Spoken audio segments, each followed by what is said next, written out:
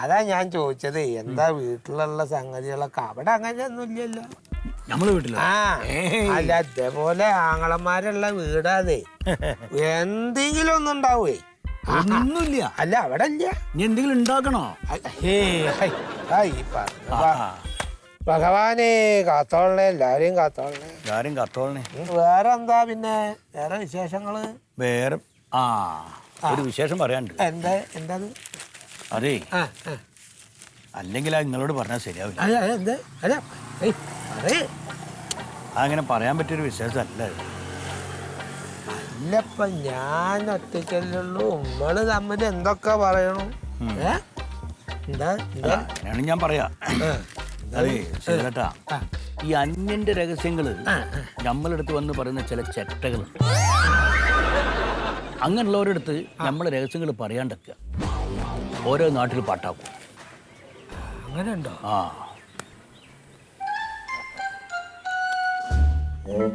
ഭഗവാനേ,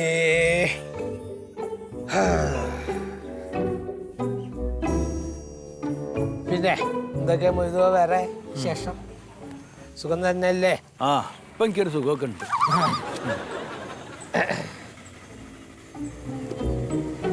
നമുക്ക് ഓരോ ചായ വേണമെങ്കിൽ കുടിച്ചാലോ? നിങ്ങൾ കുടിക്കേ? നിങ്ങൾ കുടിക്കേ? വരണ്ട? ഇല്ല. എന്നാ ഞാൻ ഒരു ചായ കുടിച്ചിട്ട് വരാം കേട്ടാ. അയ്യോ ഭഗവാനേ.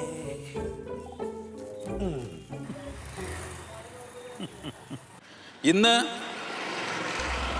വളരെ അടിയന്തരമായി ഒരു പ്രതിഷേധ യോഗം സംഘടിപ്പിക്കുന്നതിന് വേണ്ടി ഉണ്ടായ കാരണങ്ങളെപ്പറ്റി നിങ്ങൾക്ക് എല്ലാവർക്കും അറിയാമെന്ന് ഞാൻ വിചാരിക്കുന്നു.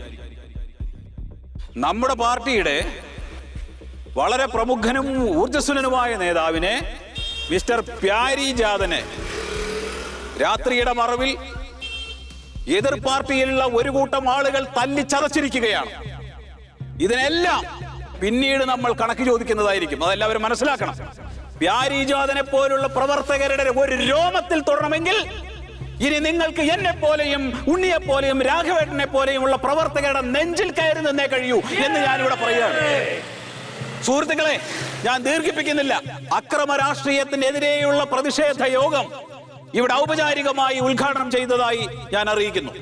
CSU സിന്ദാബാദ്, CSU സിന്ദാബാദ്, CSU സിന്ദാബാദ്, CSU സിന്ദാബാദ്, CSU സിന്ദാബാദ്, CSU സിന്ദാബാദ്. പ്രതിഷേധ സമരം സിന്ദാബാദ്, പ്രതിഷേധ സമരം സിന്ദാബാദ്.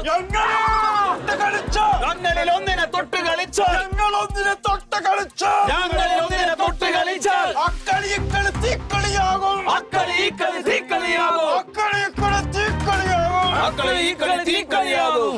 മറിമായം